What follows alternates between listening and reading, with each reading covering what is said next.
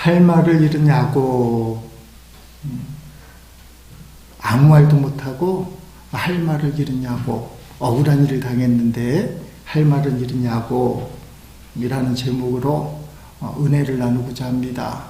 이게 사실인지 아닌지 논란이 되는 아주 유명한 이야기가 있습니다. 영국의 대표적인 총리 하면 처칠 경 이야기입니다. 그리고 항생제 페니실린 이야기, 이 페니실린을 발명한 사람이 플레밍이라는 사람이에요. 처칠과 플레밍에 관한 이야기가 있습니다. 영국의 어느 한적한 시골에 플레밍이라는 농부가 있었습니다. 그날도 밭에 나가서 밭을 갈고 있는데 마을 강가에서 사람 살려 하는 소리가 들린 겁니다. 그래서 플레밍이 강가에 가봤더니 한 소년이 물에 빠져 후적거리면서 살려주세요, 사람 살리세요 하고 외치는 것입니다. 그래서 플레밍이 그 소년을 구해줬어요. 근데 그 다음날 아침에 엄청나게 부자로 보이는 마차를 탄 사람이 이 플레밍의 집에 도착을 해서 당신이 내 아들을 구해줬다고, 꼭 보상을 해주겠다고. 그러니까 플레밍이 당연한 일을 했는데 무슨 보상을 해주시냐고, 저는 대가를 바란 게 아닙니다, 이런 얘기를 주고받는데 플레밍의 아들 플레밍이 학교에서 돌아오는 겁니다. 처칠 경이 그 플레밍을 보면서 당신의 아들입니까? 제가 저 아들의 앞으로의 교육을 다 책임지겠습니다. 우리 아들 처칠이 받는 교육만큼 저 아들의 앞날의 모든 교육을 책임지겠습니다. 똘똘하게 생긴 게 공부도 잘할 것 같은데 모든 공부를 책임지겠습니다. 그래서 플레밍이 의과대학에 들어가고 의사가 되고 열심히 연구한 끝에 뭘 개발했다고요? 페니실린을 개발을 했습니다. 처칠도 유명한 사람이 되고 1차 대전, 2차 대전 다 참전을 하잖아요. 2차 대전은 영국의 대표적인 총리로 전쟁을 승리로 이끈 맹장으로 소문이 났잖아요. 근데 처칠이 어느 날 급성 폐렴에 걸리게 된 겁니다. 급성 폐렴에 걸렸을 때 이 처칠을 고쳐준 항생제 약이 뭘까요? 페니실린. 좀 논란이 있어요. 처칠이 급성 폐렴 걸렸는데 페니실린 맞고 낫겠느냐. 어쨌든지 간에 처칠이 페니실린 때문에 나았다. 이야기가 신문 같은 데 보면 컬럼란에 목사님들 설교에 인터넷에 쫙 퍼져 있어서 딴지 거는 사람들이 맞네 안 맞네 그런 하도 퍼져서 다 들어본 그런 이야기입니다. 여러분, 농부는 처칠을 구했고 처칠 가문은 플레밍을 교육받도록 도왔습니다. 이로 인해 발명된 페니실린이 다시 한번 처칠을 구해줬습니다. 놀라운 역사죠. 생명은 생명을 낳는다. 생명은 생명을 낳는다. 우리가 생명을 구하면 그 생명이 또 나를 살려주고 나를 살려준 생명이 또 생명을 구한다. 예수 생명을 가진 성도들, 예수 생명이 충만한 교회는 이 생명의 역사, 생명이 생명을 낳는 역사 한번 따라합시다. 생명이 생명을 낳는다. 내가 살아있는 생명이면 생명을 낳잖아요. 제주도에 휴가 갔는데 친구 부부를 만났습니다. 외손주를 키우고 있어요. 그 부인이 이제 돌갓진한 아이를 맡고 있는데 6개월 동안 이 아이 때문에 자기 삶이 없었대요. 보험 설계하시는 분이신데 부부가. 그러면서 이 아이가 너무나 이쁜 거예요. 내가 봐도 이뻐요. 근데 이분이 하는 말이 아무한테나 자랑할 수가 없겠더라. 왜냐하면 아이를 낳지 못하는 사람이 많아서, 자기는 손자를 갖고 있는데 손자가 없는 사람들이 많아서 자랑하지 못하겠더라. 근데 자랑하고 싶은 마음이 있어서 그래갖고 손자가, 손주, 손녀가 있는 사람들 같은 경우에는 사진을 보여달라고 막 한대요. 왜냐하면 자기가 막 보여주고 싶으니까. 우리한테는 보여달라고 안 하더라고요. 어쨌든 간에 사진을 보여달라고 해서 그 사람이 막 손주를 자랑하게끔. 여러분, 생명이 생명을 낳으면 자랑거리가 돼요. 혹시 이게 걸리는 분이 계실지 모르지만 생명이 멈추면 얼마나 가슴이 아파요. 인공수정까지 했는데 안 되는 바람에 눈물 펄펄 흘리면서 우는 부부들이 얼마나 많아요. 생명은 생명을 낳는다. 내가 생명이 있으면 나도 생명을 낳는다. 하나님이 주신 생명을 낳는 게 목적이에요. 어쨌든지 간에 처칠과 플레밍의 이야기를 정리를 하면, 뿌린 대로 거둔다, 자업자득, 인과응보라고 말씀드릴 수 있습니다. 인과응보의 대표적인 종교는 불교예요. 업을 쌓은 만큼, 선행과 악행을 쌓은 만큼 그대로 고스란히 다음 생으로 태어난다. 이거는 종교의 기둥과 같은 가르침입니다. 기독교도 똑같이 가르칩니다. 갈라디아서 6장 7절을 보니까 스스로 속이지 말라. 하나님은 만물이 업신여김을 받지 아니하시나니 사람이 무엇으로 심든지 그대로 되리라. 고린도후서 6장 10절에 보면 예수님이 마지막 날 심판주가 되시는데 너희가 각각 행한 선악에 합당한 심판을 받을 것이다. 인과응보. 울며 씨를 뿌린 자는 기쁨으로 단을 거두리로다. 그런데 여러분, 기독교가 이런 인과응보에만 머무는 종교는 아닌 것입니다. 사람을 사랑하고 그 사람을 살리는 일에 있어서만큼은 상식적이고 어떤 면에서 아주 분명한 종교적인 이 인과응보를 뛰어넘어요. 기독교는 인과응보가 물론 기둥이 되지만 거기에 머물지 않고 인과응보를 훨씬 뛰어넘는 하나님의 은혜, 하나님의 사랑이 있는 곳이 바로 기독교, 우리가 믿는 하나님이신 것입니다. 내가 나쁜 걸 뿌렸어요. 나쁜 열매를 맺는 게 인과응보인데 좋은 것을 하나님이 주시는 겁니다. 이런 말씀 성경에 많은데 대표적인 말씀이 로마서 5장 8절에 나와 있어요. 우리가 아직 죄인 되었을 때에 그리스도께서 우리를 위하여 죽으심으로 하나님께서 우리에 대한 자기의 사랑을 확증하셨느니라.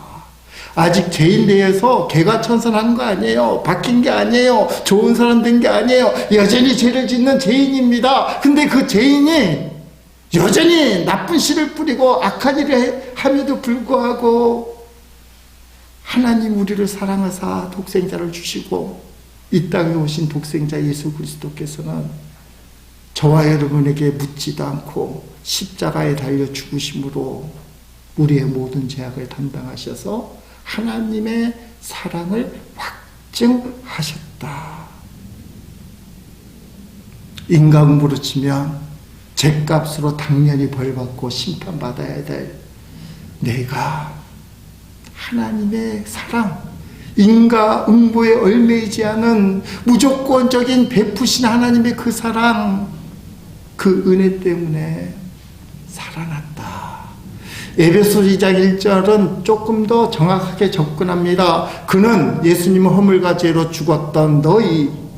허물과 죄로는 인간으로 치면 죽는 거예요. 허물과 죄로 죽었던 저와 여러분을 살리셨도다.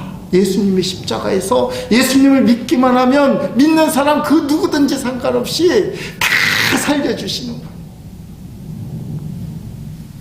이게 복음이에요. 어느 누구나 주께 나오라. 어느 누구나 예수 그리스도를 믿으면 구원을 받으리라. 그 사람이 아직 회개하지 않았을지라도 먼저 예수 믿는 게 중요해요. 그래야 복음이 들어가서 회개가 되는 거잖아요. 착한 사람이 교회 오는 것이 아니라, 따라합시다. 마음에 안 드는 저놈. 예. 마음에 안 드는 그 인간이 교회로 오는 거예요. 그래서 하나님의 사랑을 받는 거예요. 우리가 그렇게 왔어요. 착한 사람 되고 다 깨끗이 신비받고 회개하고 그때야 거룩하신 하나님 앞에 나와서 은혜를 받는다 아니라는 거예요. 그건 인과응보의 정신이지, 하나님의 아가페 사랑 은혜는 죄인 그대로.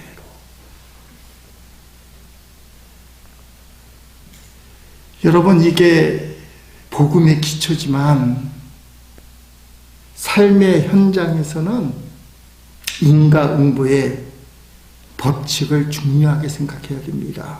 무슨 말이냐?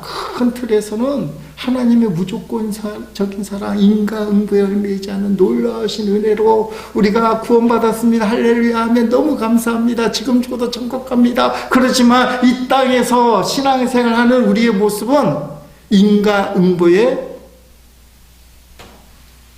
마음을 둬야 돼요.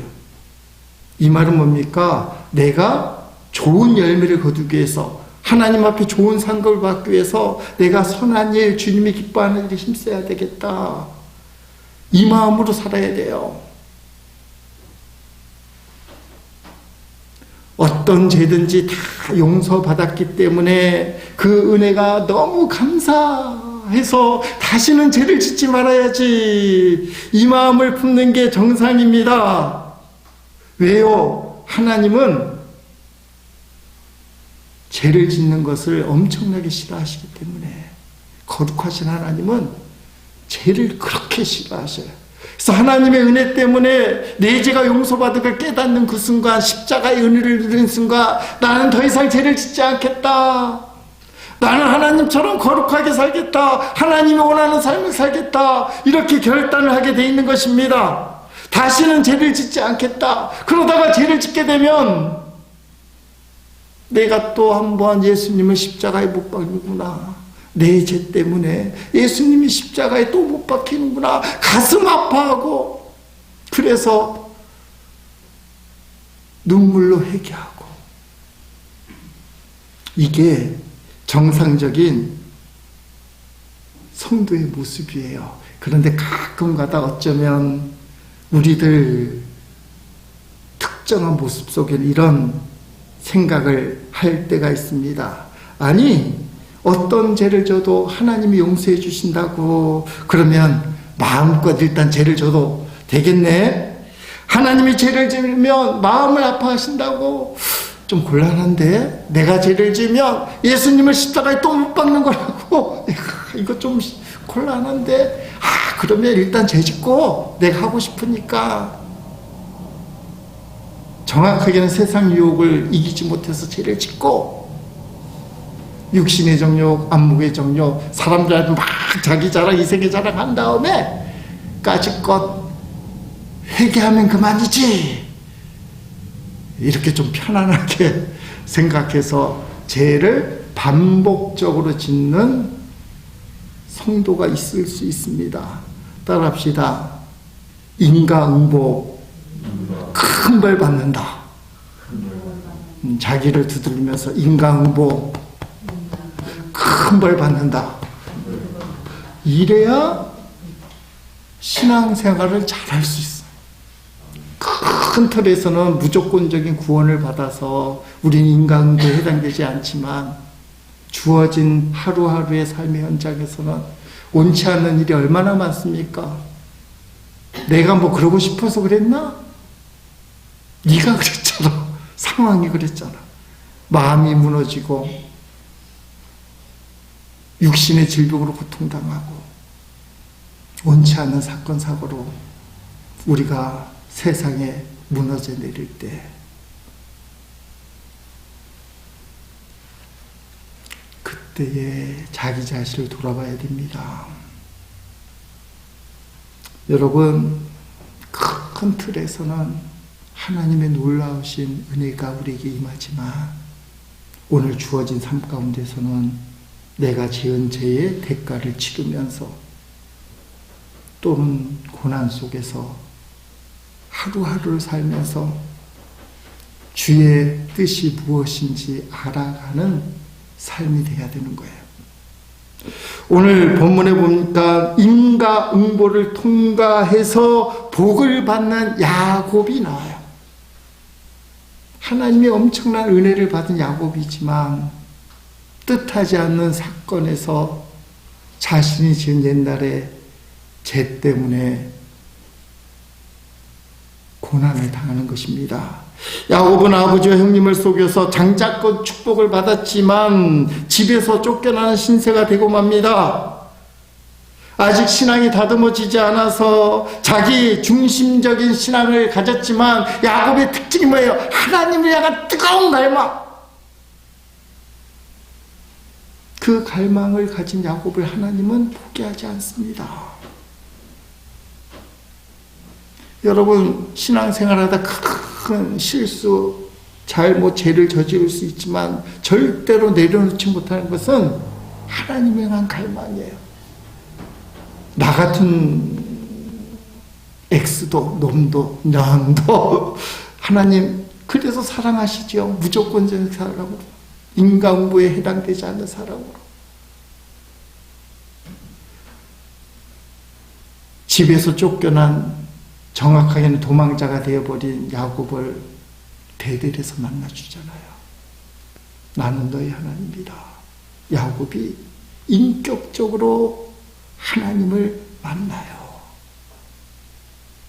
철량하고 낙심하고 절망, 실패했다고 생각한 야곱, 영적인 축복, 장자권 하나 때문에 모든 걸 쏟아부리고 아버지와 형님을 속였던 야곱이 이게 축복이야 뭐야? 모든 걸 포기했을 때 그 영적인 갈망을 보신 하나님이 쫙 나타나서 사다리를 통해서 만나주십니다. 세상은 변하지 않았어요. 루스 광야에서 베델 제단을 쌓기 전에 그 전의 세상과 쌓은 후의 세상은 바뀌지 않았어요. 누가 바뀐 거예요? 야곱이 바뀐 거예요. 은혜는 내가 바뀌는 거예요. 내가. 도망자 신세에 철학한 야곱이 갑자기 베델 제단을 쌓고는 콧바람을 불면서 신바람 나게 외삼촌 집을 향해 가는 것입니다. 마침내 외삼촌 라반 집에 도착했고 사촌 라헬을 만나 사랑에 빠지게 됩니다. 이를 눈치챈 외삼촌 라반이 야곱에게 흥정을 합니다. 야곱아, 너는 내 조카지만 공짜로 부려먹을 수는 없는 거지 않겠니? 너가 한번 어떻게 하면 좋을지 제안 좀 해봐라. 야곱이 라헬을 사랑하는 걸 아니까 미끼를 탁 던졌더니 야곱 미끼를 탁 물어요. 아, 감사합니다, 외삼촌. 그렇다면 제가 작은 딸 라헬을 위해서 7년 동안 공짜로 무벗으로 외삼촌을 섬기겠습니다. 노예로 종처럼 종으로 살겠습니다. 양을 다치겠습니다. 흥정이 이루어졌어요. 라헬을 다른 사람에게 주는 것보다 너에게 시집 보내는 것이 훨씬 낫구나. 라반이 상당히 교활하고 똑똑한 사람이에요.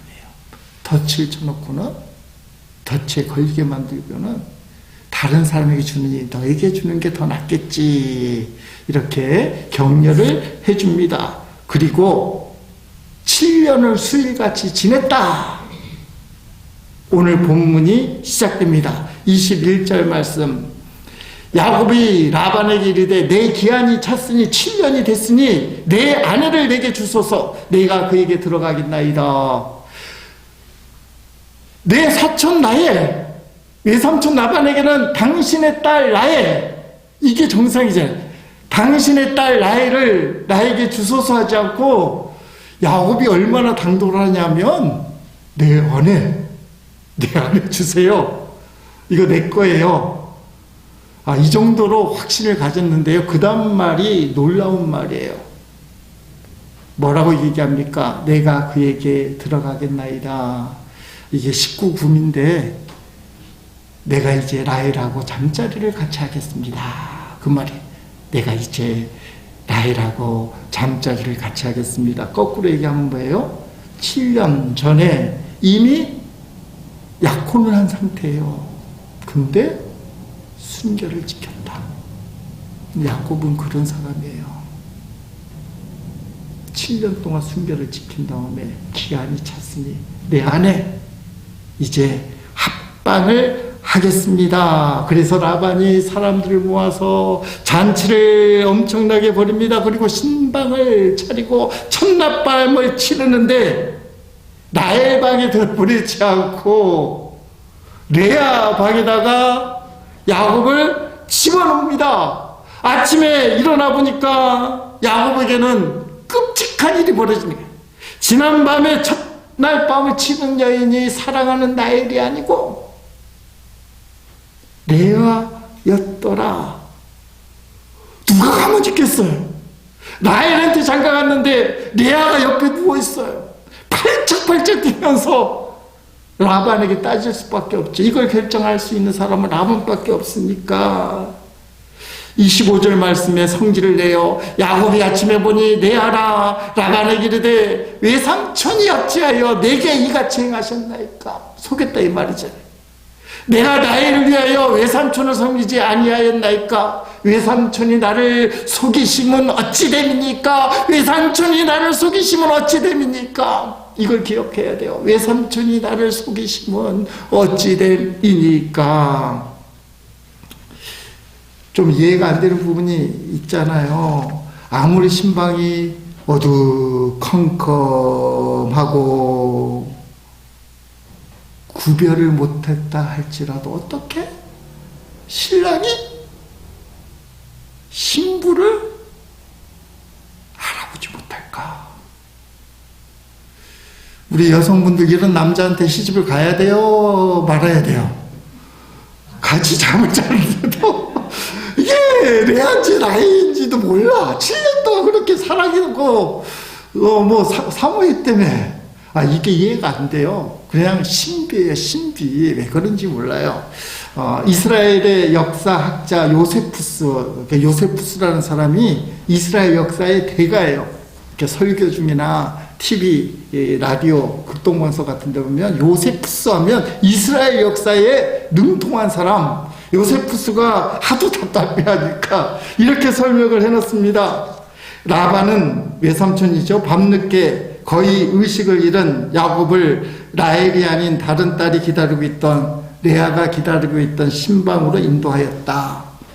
포도주와 어두움에 의하여 흐리멍텅한 분별력을 갖고 있던 야곱은 그녀와 하나가 되었다. 포도주와 어두움에 휩싸여서 흐리멍텅한 분별력을 가진 야곱, 이렇게 설명을 해요. 더 이상의 답은 없는 것 같아요. 야곱이 불같이 화를 내니까 라반이 대답을 하잖아요. 26절 말씀에 보면 라반이 이르되 언니보다 아우를 먼저 주는 것은 우리 지방에서 하지 아니하는 바이라. 맞는 말이에요. 우리도 그런 문화가 있잖아요. 언니부터 가야지. 요새는 많이 깨졌습니다. 동생부터가 더 문제는 안 되지만 그냥 좋은 건 순서대로 가는 거. 근데 이 지역에는 이게 강하다는 거예요. 그래도 사기지. 이 말을 언제 가르쳐 줬어야 돼요? 7년 전에. 야곱이 내가 라헬하고 결혼하고 싶습니다 얘기할 때 라반이 그것도 맞는 이야기지만 그러려면 레아부터 보내야 돼 이렇게 얘기를 해줘야 되는데 그 얘기를 안 한 거예요. 그러니까 의도적인 사기가 맞다라는 것입니다. 근데 여러분, 외삼촌 라반이 교활하고 머리가 똑똑한 사람이잖아요. 의도가 있다는 겁니다. 앞부분 13절에 보니까 야곱이 그 먼 거리를 와서는 외삼촌 낱말을 만나며 눈물을 뚝뚝 흘리며 자기가 지나온 세월을 다 얘기합니다. 제가요 형님이랑 아버지랑 속여갔고요 장자권 축복을 받는 바람에 쫓겨나갔고요 아버지는 외삼촌 라반 집에 가서 너의 부인감을 얻으라고 말씀을 하셨지만 실제로는 아버지하고 형님을 속이는 바람에 쫓겨났습니다. 그 이야기를 했어요. 자, 이제부터 묵상한 내용이니까 잘 들어야 됩니다. 라반이 야곱에게 이렇게 말하는 거예요. 너가 브엘세바에서는 너희 집 아버지 집에서는 아버지를 속이고 형님을 속여서 장자권을 빼앗은 속일 수 있는 그게 이루어졌지만 브엘세바에서는 가능했지만 여기 밧단 아람에서는 그런 건 통하지 않는다. 어림도 없는 일이다. 그러니 여기서는 레아부터 시집 보내야 되고 너는 레아와 라헬을 다 취해야 된다. 이 말은 뭐예요? 앞으로 14년 동안 너는 내 종이 돼야 된다. 야곱이 일을 잘하거든요. 똑똑하고. 7년 부려먹으니까 할만하고 더 7년을 부려먹기 위해서 너의 집에서는 형님과 아버지를 속이는 게 통했지만 여기는 통하지 않아. 그러면서 이렇게 덧붙이죠. 결혼한 지 7일만 더 레아하고 지내라. 너의 신부 아니겠니? 어차피 첫날밤을 치렀으니까. 그러나 7일 후에는 너가 원하는 라헬도 주겠다. 그리고 난 다음에 7년을 더 나한테 수고하면 되지 않겠니? 한성격한 야곱이요 어떻게 반응할까요? 방금 전까지만 해도 펄쩍펄쩍 뛰면서 외삼촌이 나를 속이시면 어찌 됨이니까 이렇게 화를 내던 야곱이 28절 30절 말씀에 야곱이 그대로 하여 그 7일을 채움에 라반이 딸 라헬도 그에게 아내로 주고 야곱이 또한 라헬에게로 들어갔고 그가 레아보다 라헬을 더 사랑하여 다시 7년 동안 라반을 섬겼더라. 야곱이 바뀌었어요. 방금 전까지도 신부를 속였다고 외삼촌한테 그렇게 길길이 날뛰던 야곱이 라반의 이 말 때문에 야코가 죽었어요. 어떻게 해요? 그대로 하여 아무 말도 하지 못하고 자신의 지난날 모습이 불현듯 떠오른 거예요. 할 말은 잃은 야곱. 외삼촌이 나를 속이시면 어찌 됨이니까 그렇게 발쩍발쩍 뛰던 야곱이 아무 말도 못하고 그대로 라반의 말에 순종합니다. 큰 소리 칠 때까지는 내가 피해자야. 너무 억울해. 어떻게 이런 일이 있을 수 있어? 어떻게 감쪽같이 나를 속일 수 있어? 너무 분해. 여러분, 사기꾼이 사기당하면 성질이 엄청나는 거예요. 이거 내 전문 분야인데 내가 사기를 당하다니 엄청 화가 나는 거예요. 내가 피해자다 이럴 수 있냐? 근데 외삼촌 라반 얘기를 딱 듣는 순간 내가 가해자였구나. 내가 아버지를 속였고 형님을 속였는데 아버지와 형님의 마음은 어땠을까? 그 생각이 나는 것입니다.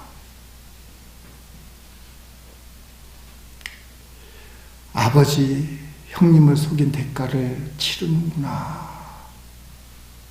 자신의 죄에 대한, 사기죄에 대한 대가를 인정해요.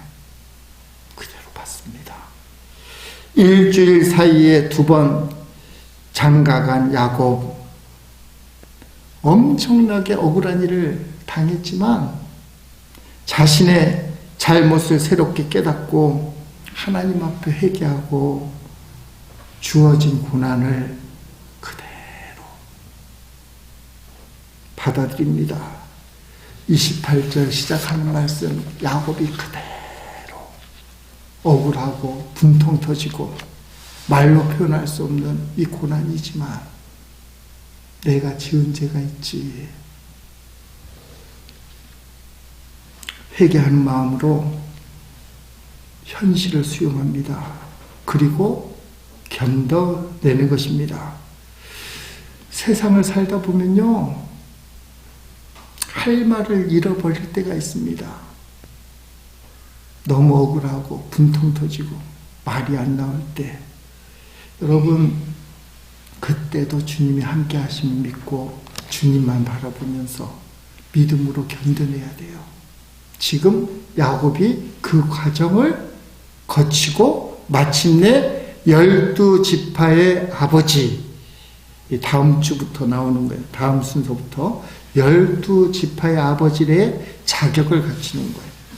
자신의 죄를 인정하고 대가로 받은 고난을 그대로 군말 없이 그대로 인정한 야곱.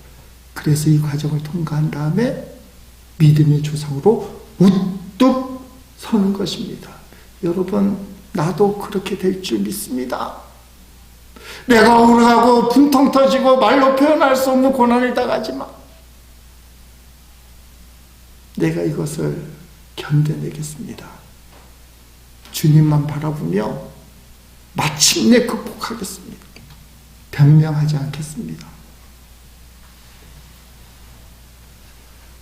야곱이 라반의 속임수에 속아서 자기의 속임수를 생각하고 회개하면서 주님만 바라보았습니다. 오늘 저와 여러분이 주님, 내가 왜 이런 고통을 당해야 됩니까? 왜 나만 피해를 당해야 합니까? 이렇게 부르짖지만 말고 내가 한때는 가해자가 아니었던가? 하나님 앞에 가해자잖아요. 나 때문에 예수님이 십자가에 못 박혔으니까. 내가 예수 그리스도를 십자가에 못 박은 가해자잖아요. 그 죄 때문에 내가 오늘 이 고통을 당하는구나. 포기하지 않고 하나님 향한 간절함을 붙들고 주님 바라보면서 오늘 주어진 하루의 시간을 주의 뜻이 무엇인지 알고 믿음으로 사는 것, 이게 야곱이 한 일이고, 오늘 저와 여러분이 그러한 태도를 갖기를 예수님 이름으로 축복합니다. 야곱이 이 상황에서 이 찬양을 불렀을 거예요. 찬양 가사가 앞에 나오는데, 고단한 인생길 힘겨운 오늘도 예수 내 마음 아시네. 지나간 아픔도 마주할 세상도 예수 내 마음 아시네. 하루를 살아도 기쁨으로 가리 예수 늘 함께 하시네. 후회도 염려도 온전히 맡기리 예수 늘 함께 하시네. 믿음에 눈들어 주를 보리 이 또한 지나가리라. 주어진 내 삶의 시간 속에 주의 뜻 알게 하소서. 오늘 야곱이 있었다면 이 찬양 고백하면서 눈물로 견뎌냈을 거예요. 억울함을, 분통함을, 고난을, 질병을, 고통을. 그러면 이 가정 끝에 믿음의 조상이 되는 복이 우리에게 임합니다. 인내하는 이 믿음이 우리를 하여금 승리하는 그곳에 우뚝 서게 하실 줄 믿습니다.